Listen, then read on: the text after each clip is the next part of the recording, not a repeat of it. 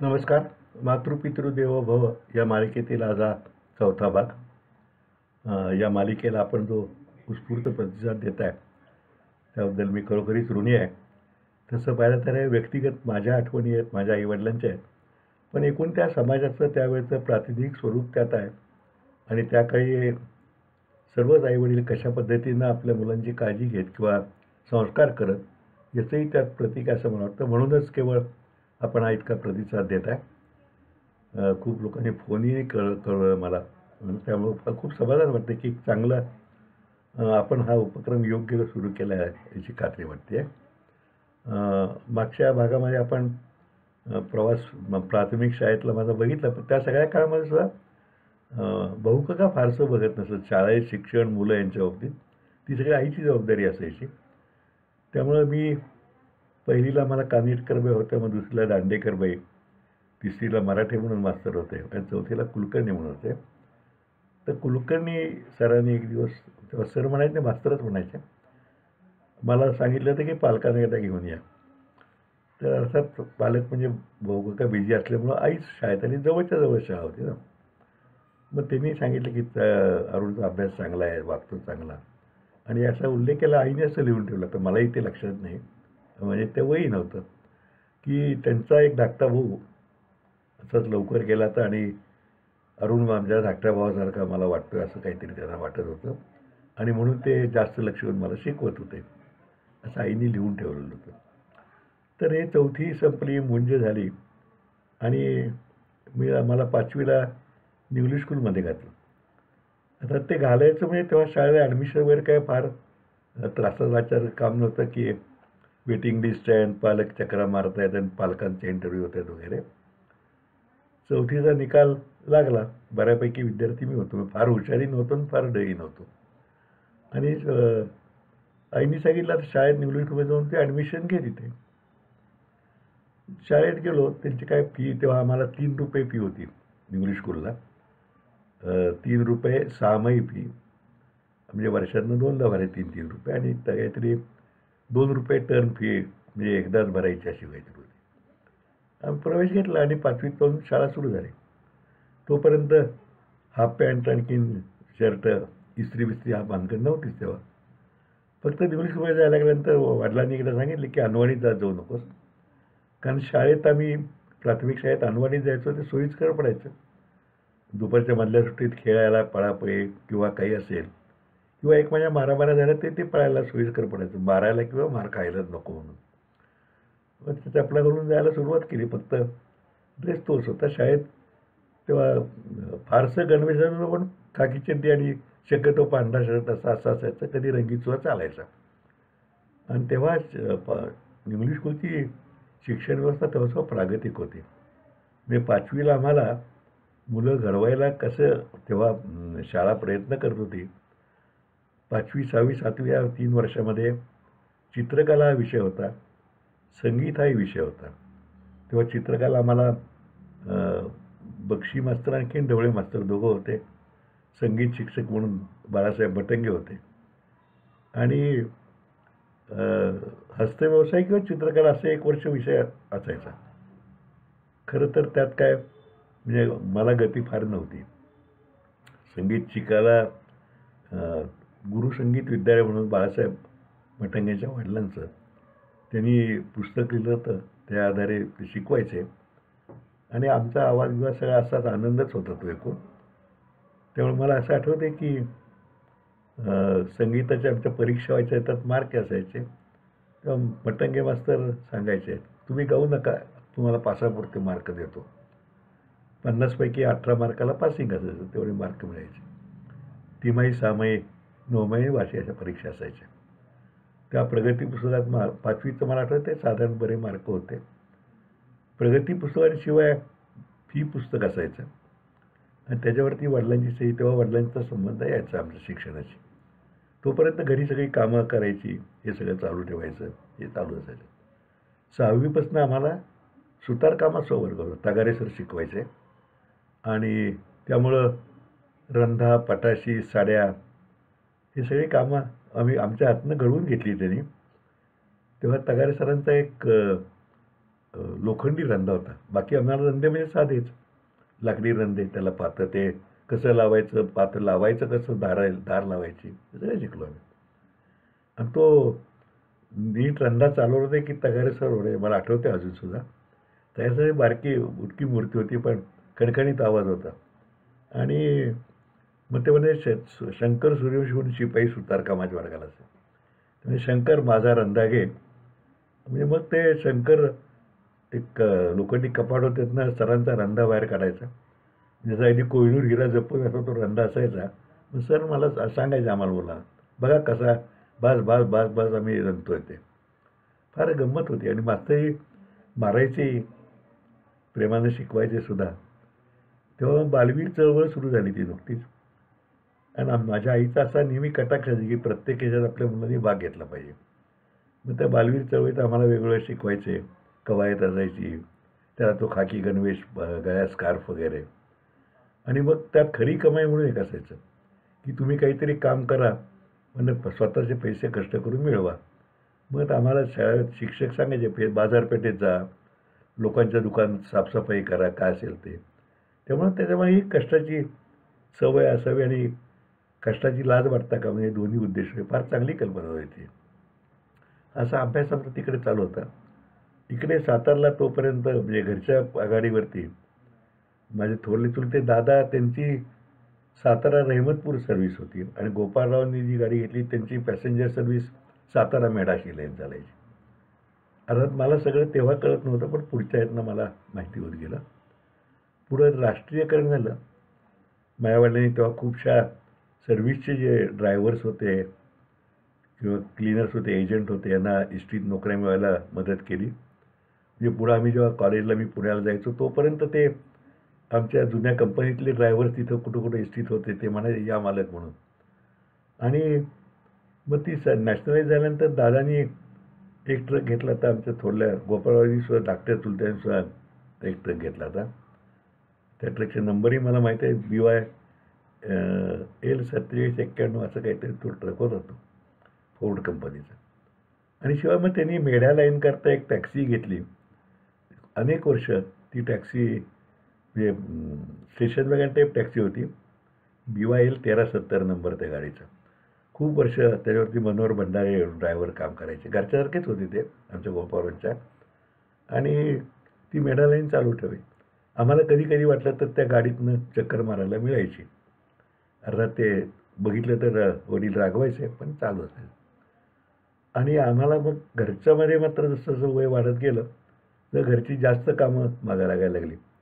म्हणजे व्यापाऱ्यांना चहा देणं वगैरे आहेच, पण थोडं 6वी 7वी गेल्यानंतर मग वडिलांचं टपाल असायचं. ते टपाल नोंदवायचं बारदिशीमध्ये, त्याला नाव घालून कोणाला पाठवलं आहे, काय मजकूर सांगायचं. ते हळूहळू वडील माहिती आहे त्याला शिकून घेते. मग आम्ही शिकवाय, मग त्याला तिकीट लावायचं, पोस्टात टाकायला आमच्या चिंतामणी म्हणून त्यांच्याकडे द्यायचं. आणि असं करत करत मी 7वीपर्यंत गेलो. पण ह्या सगळ्या काळामध्ये वडिलांनी शिक्षण काय, तुमचा अभ्यास का झाला आहे, काही नाही.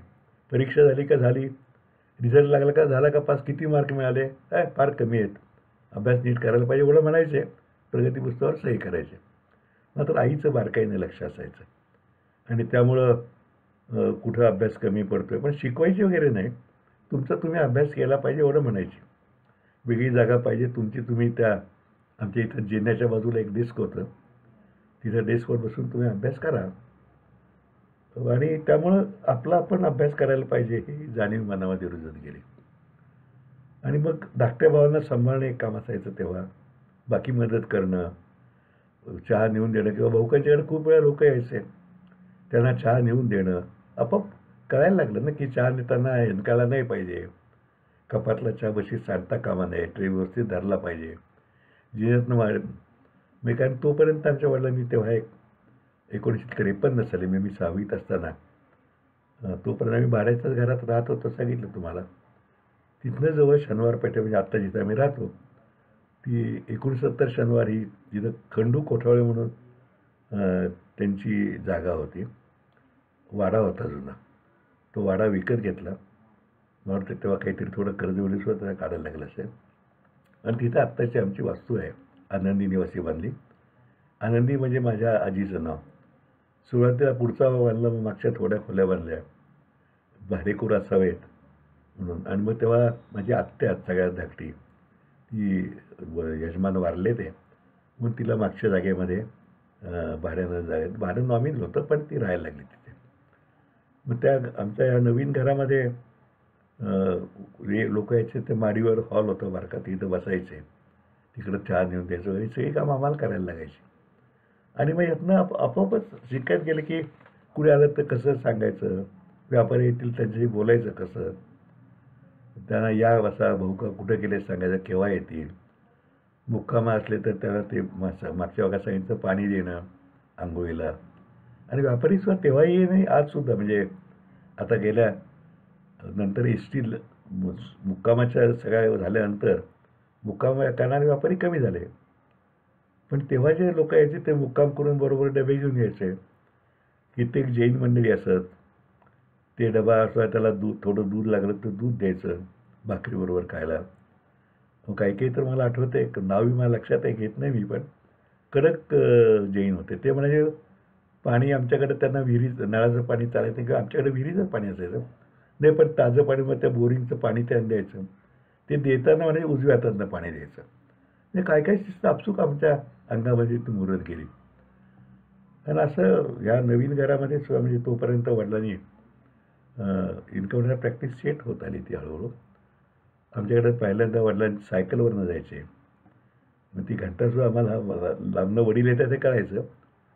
मग थोडीशी मोटरसायकल होती, नंतर ते एक सेकंड हँड मॉरिस गाडी घेतली ती, आणि पुढे मग वॉक्झॉल गाडी घेतली. त्याचाही नंबर मला पाठवायचा नाही, BYF 5293 म्हणून ती गाडी होती. ती गाडी खूप वर्ष वडिलांच्याकडे होती, कारण तेव्हा साताऱ्यात मोटारीसुद्धा 3-4पेक्षा 5-6 लोकांच्या शिवाय कोणाकडे मोटर नव्हत्या. म्हणजे वडिलांचा चांगला जम बसला. पण म्हणून काही घरामध्ये आमच्या वागणुकीत किंवा राहणीमानात बदललं अजिबात नव्हतं.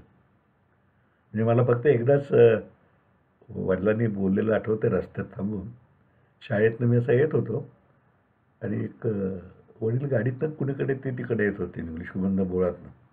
तिने मला बघितलं, गाडी थांबवली. तर जरी पायात चपला घाल असला, नियम असला, तरी त्या चपलांचं ओझं वाटायचं हो, कारण ते पळता यायचं नाही. त्यामुळे त्या चपला न घालता शाळेत गेलो होतो. वडिलांनी बघितले, एक बोलवून इकडे, म्हणले पायात काय पायात कानवणी काय म्हणतो नाही, म्हणले राहिल्या. डावरे होते वडील आमचे, खाडकन डावरे. तर रस्त्यातच माझ्या जे आत्ता जे सोन्या मारुती मंदिर आहे तिथं तोंडात मारले गेले. तिथपासून अनवाणी जायचं नाही असं एक शिस्त लागली. अर्थात आता अनवाणी चालल्यानं बरं असतं असंही नवीन तंत्र निघालं. पण म्हणजे शिस्त कशी असावी हे वडिलांच्याकडनं शिकण्यासारखं होतं. त्या वेळेला ती गोष्ट झालीच पाहिजे, स्वच्छता असलीच पाहिजे, गबाळेपणा नको. वडिलांच्या 2-3 अशा त्या परवलीची जी वाक्य होती, जिथली वस्तू तिथं, जेव्हाचं काम तेव्हा, आणि आपली वेळ म्हणजे वेळ पाळली गेली पाहिजे. त्यामुळं आपाप हाताला आमच्यासुद्धा सवय लागत गेली. आणि असं करताना शिक्षण म्हणजे एका बाजूला वडिलांचे हे संस्कार होत होते आणि दुसऱ्या बाजूला आईकडनं हे वेगळं ज्ञान मिळत होतं. वडिलांचं एक एक सार्वजनिक व्यापी वाढायला लागले ते. म्हणजे तेव्हा मधल्या काळामध्ये सातारला गणपतीची मिरवणूक जी निघायची ती एकसंध निघत नसे विसर्जनाची. 1948-50च्या सुमारास दत्तोपंत परांजपे मास्तरांनी पुढाकार घेऊन सार्वजनिक गणेशोत्सव मंडळाची स्थापना केली. आणि मग त्यांच्या मीटिंग होऊन दत्तोपंत परांजपे आणि माझे वडील हे सेक्रेटरी ठरलेले. त्या मीटिंग घेऊन मिरवणुकीला शिस्त लावायची, हे सगळं काम सुरू झालं. मग एकसंध मिरवणूक साताऱ्यात पहिल्यांदा निघायला लागली. त्यातही पुढे मग वडील अध्यक्ष झाले आणि मग 1 वर्ष तंटाही झाला. दरवेळेला तेव्हा शनिवार चौकातल्या मशिदीवरून वाद्य जायची की नाही, तेव्हा वडिलांच्यावरती टीका एकदा झाली की तुम्ही भ्याडपणाचं आहे, मशिदीवरून वाद्य नेलीच पाहिजेत वगैरे. पण वडील त्यावेळी खंबीर होते की सर्व धर्म समभाव त्यांचंही असेल तर आपण पाळूया म्हणून. पुढे 1 वर्ष, आता ही फार पुढची गोष्ट झाली, पण तालीम संघाने 1 वर्ष अडवणूक केली की आमचाच पहिला गणपती. कारण तेव्हा मानाचे गणपती ठरले असायचे, पहिला नगरपालिकेचा गणपती आणि शेवटनं नंबर ते मानाचे ठरले. म्हणजे शेवटचा शंकर, मग ते अलीकडचा कुठला असं ते नंबर ठरले ते, आणि ते खूप चर्चा वाजवून ठरले ते. मग ही मिरवणूक तालीम संघाची म्हटलं तर मिरवणूक थांबवण्यात आली मध्ये, आणि मग ती तालीम संघाचा गणपती विसर्जन झाल्यानंतर मिरवणूक पुढे गेली, तेही मला आठवतं. आणि मग हळूहळू हे सगळं वडिलांचा व्याप वाढत तसा चालला आणि आमच्या शिक्षणाकडं आईचं बारकाईने लक्ष होतं मात्र.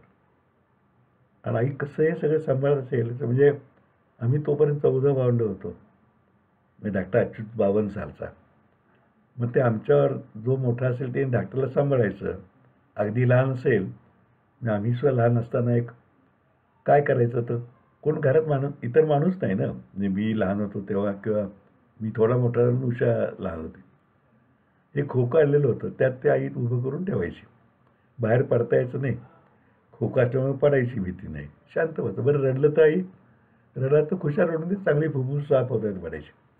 त्यामुळं आयुष्यातच अगदी कायमची सवय लागून गेली की आपल्या मनाप्रमाणे गोष्टी नाही घडल्या तरी आकांतांड करून काय उपयोगी नाही. ते आपण आपल्या कष्टानं हिमतीवरती मिळवलं पाहिजे, याशिवाय दुसरा त्याला पर्याय नाही. ह्या सगळ्या म्हणजे तेव्हाची आणखीन एक गंमत सांगावीशी वाटते मला की सगळं कागदी होतं ना. म्हणजे कागदावर पत्र चालायचा, व्यापाऱ्यांची पत्र यायची किंवा कच्ची स्टेटमेंट्स करायची ती. त्यामुळे रोज खूप कागद साठायचे. मग ते महत्त्वाचे असल्यामुळे फाडून टाकायचे कारण ते दुरुपयोग कोणी करू नये. मग तेव्हा गिजरबाईला मग बंब पेटवायचा. तर बंब म्हणजे खरं तर परवडण्यासारखं होतं की ढलफ्यानं बंब पेटवला म्हणजे एकदा पेटवलं की बघायला नको. पण तसं ते कागद जाळून बंब पेटवायचं ते फार कला होती. आणि एकदाच सुरुवातीला रॉकेलने बारीक टाकून पेटवला की पुढं तो कागदावरती बरोबर पेटता ठेवायचा, धूर होता कामा नये. ही कला साध्य झाली.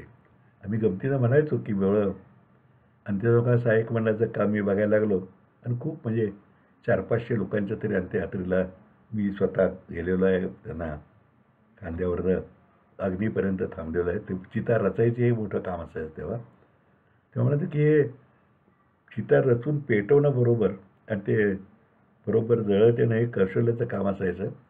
तेव्हा ही लहानपणापासून ही सवय लागली आहे बंब पेटवायची. त्यामुळे ते चिताचा व्यवस्थित आम्ही पेटू, काळजी करू नका. काही काही फार गमतीची आठवणी आहेत. तो पुढच्या काळातली एक आठवण सांगतो सहज विषय निघालाय म्हणून.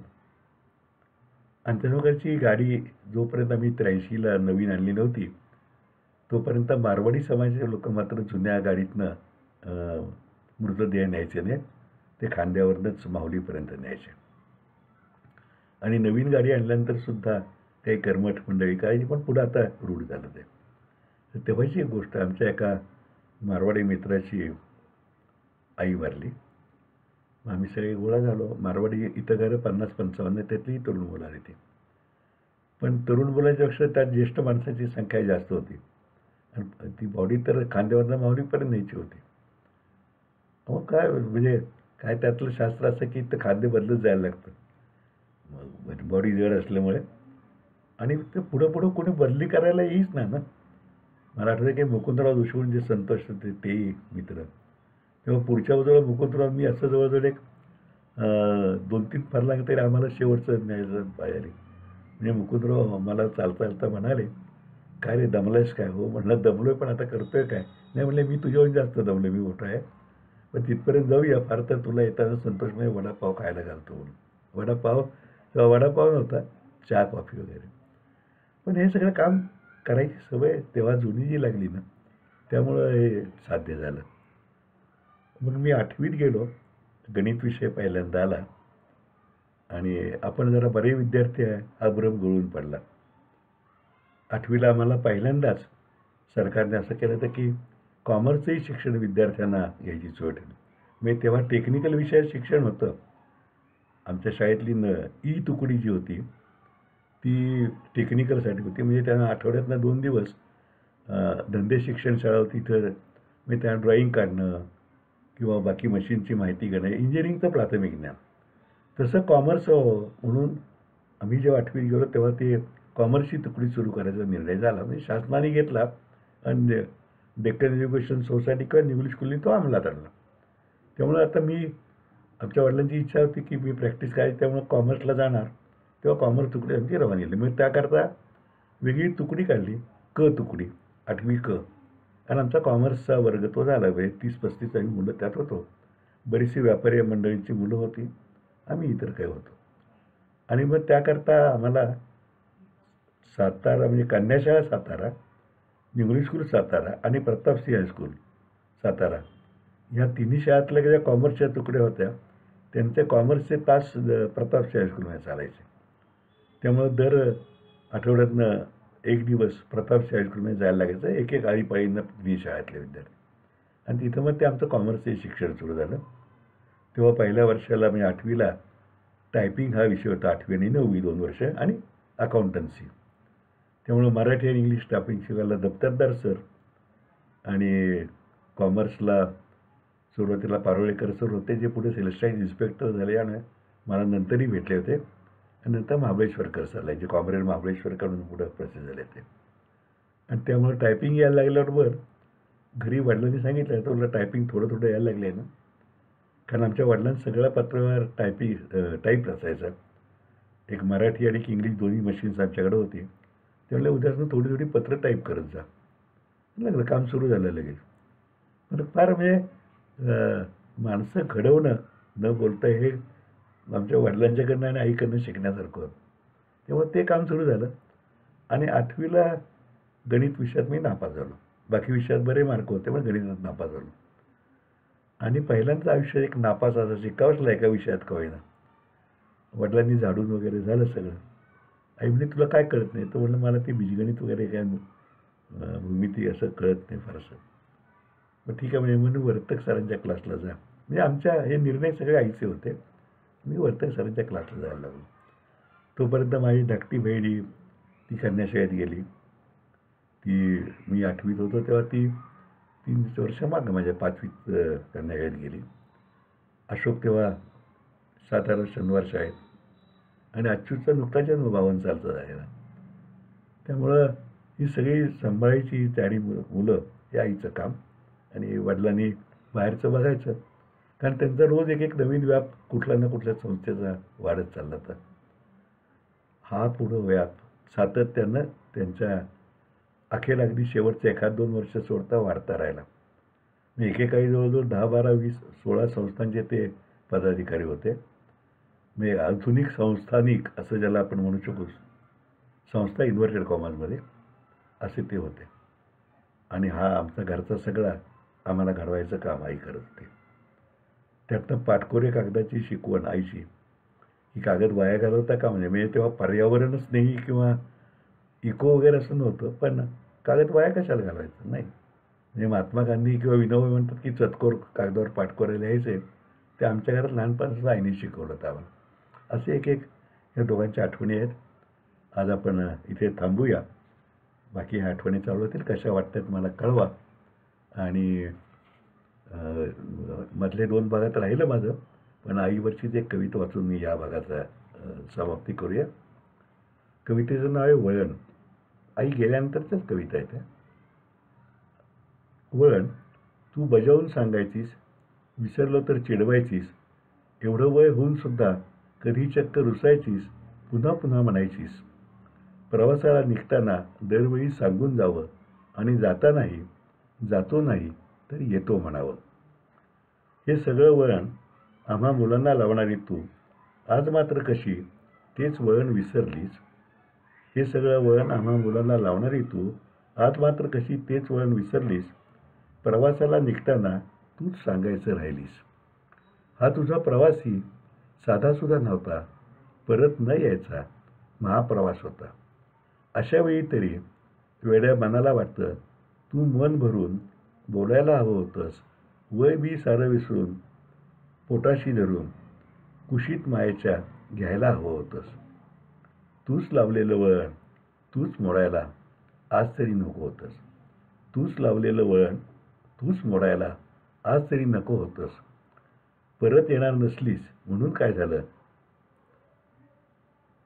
परत येणार नसलीस म्हणून काय झालं, येते रे बाळा म्हणून तरी सांगायला हवं होतंस. परत येणार नसलीस म्हणून काय झालं, येते रे बाळा म्हणून तरी सांगायला हवं होतंस. नमस्कार.